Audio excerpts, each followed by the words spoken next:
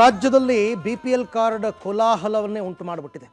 ರಾತ್ರೋರಾತ್ರಿ BPL ಇದ್ದಿದ್ದೆಲ್ಲ APL ಆಗ್ತಾ ಇದೆ. ಬಡ ಜನ ತೀವ್ರ ಸಂಕಷ್ಟದಲ್ಲಿದ್ದಾರೆ. ರಾಜ್ಯ ಸರ್ಕಾರಕ್ಕೆ ಹಿಡಿ ಶಾಪವನ್ನು ಹಾಕ್ತಾ ಇದ್ದಾರೆ.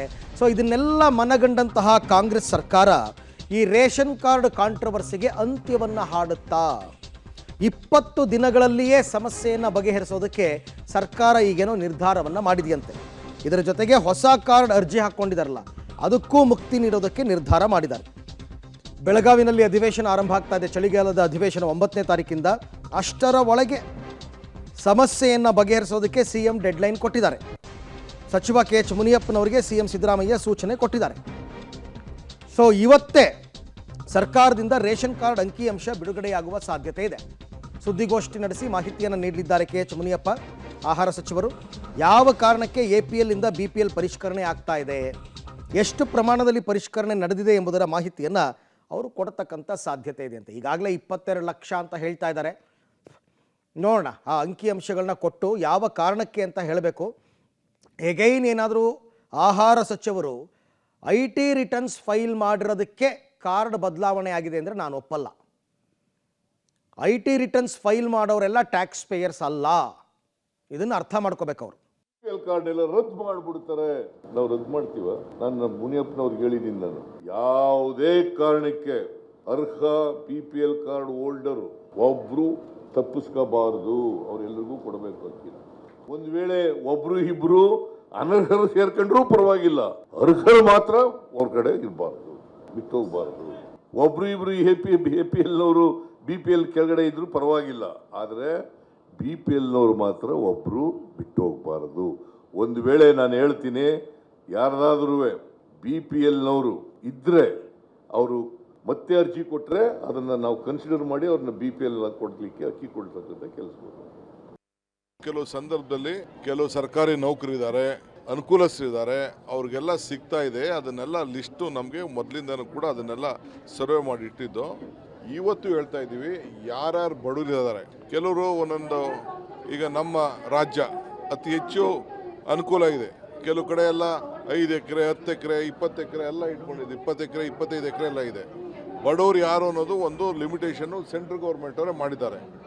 ಆ ಪ್ರಕಾರ ಇದನ್ನು ಎಕ್ಸಾಮಿನ್ ಮಾಡ್ತಾ ಇದ್ದಾರೆ. ಕೆಲವರು GST ಕಟ್ತಾ ಇದ್ದಾರೆ, ಕೆಲವರು ಇನ್ಕಮ್ ಟ್ಯಾಕ್ಸ್ ಕಟ್ತಾ ಇದ್ದಾರೆ. ಅಂಥವ್ರನ್ನೆಲ್ಲ ಒಂದು ಲಿಸ್ಟ್ ಮಾಡಿದ್ದಾರೆ. ಅಕಸ್ಮಾತ್ ಯಾರು ಬಡವರಿತ್ತು ಅಂದರೆ ಅದನ್ನೆಲ್ಲ ವಾಪಸ್ಸು ರೆಕ್ಟಿಫೈ ಮಾಡಬೇಕು ಅಂತೇಳಿ, ವಾಪಸ್ಸು ತೆಗೆದಾಕಿದ್ರು ವಾಪಸ್ ಇನ್ನೊಂದು ಸತಿ ಅಪ್ಲಿಕೇಶನ್ ತೊಗೊಂಡು ಅವ್ರಿಗೆ ಕೊಡಬೇಕು ಅಂತೇಳಿ ಸರ್ಕಾರ ತೀರ್ಮಾನ ಮಾಡಿದೆ. APL ಕಾರ್ಡು ರದ್ದಾಗಲ್ಲ. ಯಾರು BPL ಅಲ್ಲಿ ಇದ್ದಾರೆ ಅವರೆಲ್ಲ ಇರ್ತಾರೆ. ಯಾರು BPL ಗೆ ಅರ್ಹರಲ್ವೋ ಅವರು APL ಅಲ್ಲಿ ಇರ್ತಾರೆ. ಯಾವುದು ಕಾರ್ಡು ರದ್ದು ಮಾಡೋದಿಲ್ಲ. ಸರ್ಕಾರಿ ಕೆಲಸ ಇರೋರು, ಇನ್ಕಮ್ ಟ್ಯಾಕ್ಸ್ ಇರೋರು, ಎಲ್ಲರೂ ಕೂಡ ಅವರೆಲ್ಲರೂ ಕೂಡ ಇವತ್ತು APL ಒಳಗಡೆ ಬರ್ತಾರೆ. ಅವನ್ನು ಕೂಡ ನಾವು APL ಕಾರ್ಡ್ ಅಲ್ಲಿ ಇಟ್ಟಿದ್ದೇವೆ. ಯಾವ ತರವಾದ ತೊಂದರೆ ಆಗೋದಿಲ್ಲ.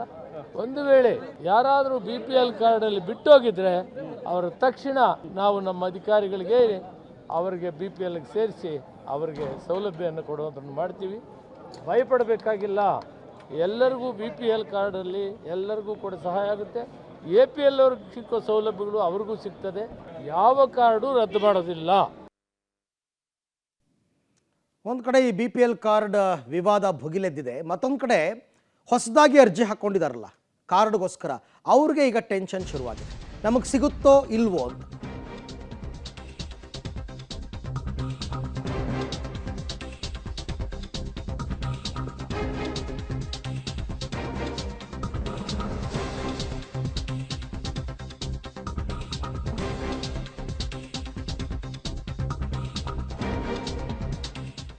ಹೊಸ ಕಾರ್ಡ್ಗೆ ಅರ್ಜಿ ಹಾಕಿದವರಿಗೆ ಈಗ ಟೆನ್ಷನ್ ಶುರುವಾಗಿದೆ.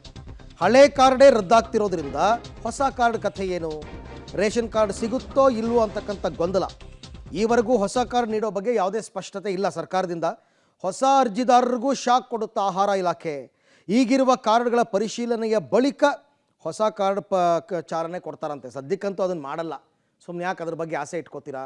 ಇದೇ ಗೊಂದಲ ಬಗೆಹರಿದಿಲ್ಲ. ಮೊದಲು ಇದೆಲ್ಲ ಆಗಲಿ.